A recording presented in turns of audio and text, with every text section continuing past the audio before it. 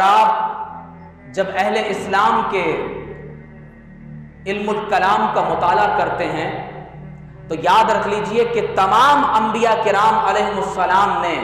اللہ تبارک و تعالیٰ کی توحید کے اس بات میں جو دلائل قرآن مجید میں بیان فرمائے ہیں، تمام انبیاء علیہ السلام نے اپنی اپنی اقوام میں جو دلائل دیے ہیں اور ان دلائل کو جس طرح قرآن میں اللہ نے ذکر کیا ہے، انہی دلائل کے پیش نظر ہمارے اہل علم نے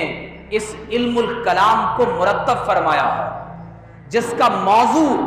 اللہ تبارک و تعالیٰ کی توحید کا اثبات اور وجود باری تعالیٰ کا بیان ہے۔ اور یہ تمام تر علوم میں اصل الاصول ہے، اس کے ما سوا علوم میں جو کچھ ہے وہ اس علم کی فرع ہے۔ اور یاد رکھ لیں کہ ہر علم کا شرف معلوم کے اعتبار سے ہوتا ہے۔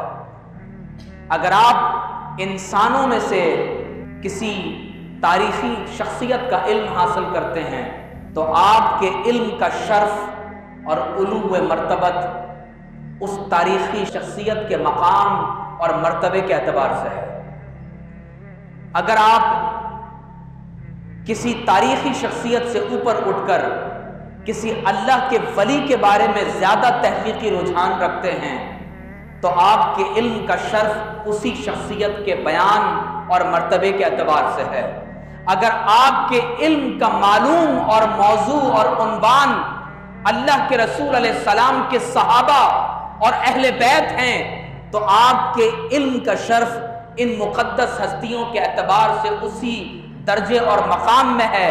لیکن اگر کسی کی تحقیق کا موضوع محمد الرسول اللہ صلی اللہ علیہ وسلم کی ذات اقدس ہے تو یقیناً سیرت نگاری کے باعث اور سیرت کے مطالعے کے باعث اس شخص کے علم کا شرف حضور کی نسبت سے سب پر فوقیت لے جائے گا۔ لیکن اگر کسی کے علم کا عنوان اللہ کا ذکر ہے، اللہ کی توحید کا بیان ہے، وجود باری تعالیٰ کا اثبات ہے، اللہ تعالیٰ کی صفات، اس کے اسماء،